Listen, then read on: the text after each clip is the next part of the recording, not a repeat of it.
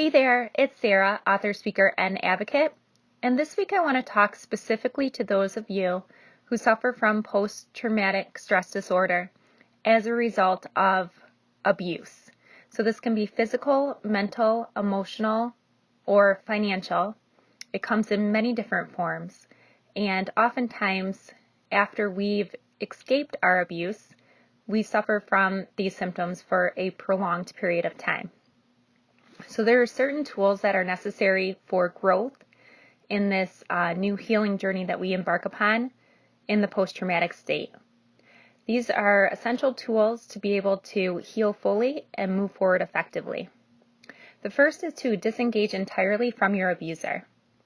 This is an essential first step. So if you have to co-parent with this individual or it is otherwise impossible to remove them entirely from your life, try to do so as much as possible. So disengage from them as much as humanly possible by perhaps, just getting rid of certain people on social media or even moving residences. Do whatever you can to stay as far away from this person as possible. Also, don't stay stagnant. So let me repeat this. Do not stay stagnant. Do not stay where you are, refusing to move forward and grow in this journey. So in order to truly heal, you need to take action steps towards doing so. And what this means is that you need to educate yourself and learn the various techniques that can jumpstart the healing process. So really study these, then implement them into your life. This could mean working with mindfulness and heartfulness techniques, learning to self-reflect more and appreciate yourself more, become more self-aware, and learning to let go of the past and go inward and reconnect with your current self so that you know what you need to do to continue to heal.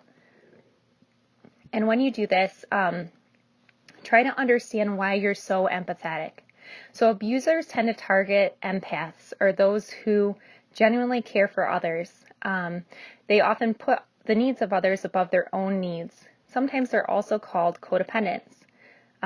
So chances are you are extremely empathetic, and there's a reason for this. And in those moments of self-reflection, you'll want to go inward and try to understand why you're so highly empathetic.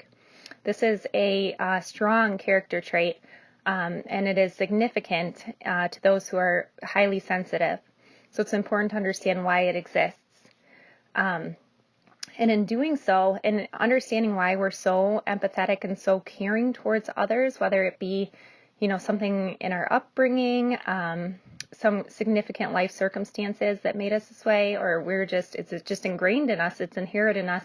It's important to understand why it's there so that we don't re-enter into a new relationship with an abuser. In this journey too, you want to always make sure that you understand that your abuser is toxic, okay? So they may hoover for some time well after the abuse has ceased and you've gotten away.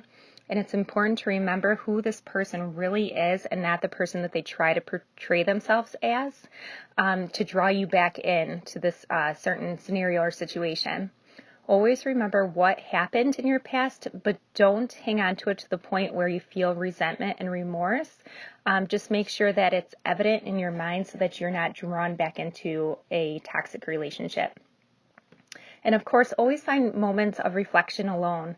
It's important to be alone, even if it means just right before you fall asleep at night as your head hits the pillow, spending a few minutes to collect your thoughts and recap the day, understand where you are in the present moment. Being alone with our own thoughts really helps us to connect with our inner selves and helps us to move forward so that we can effectively heal.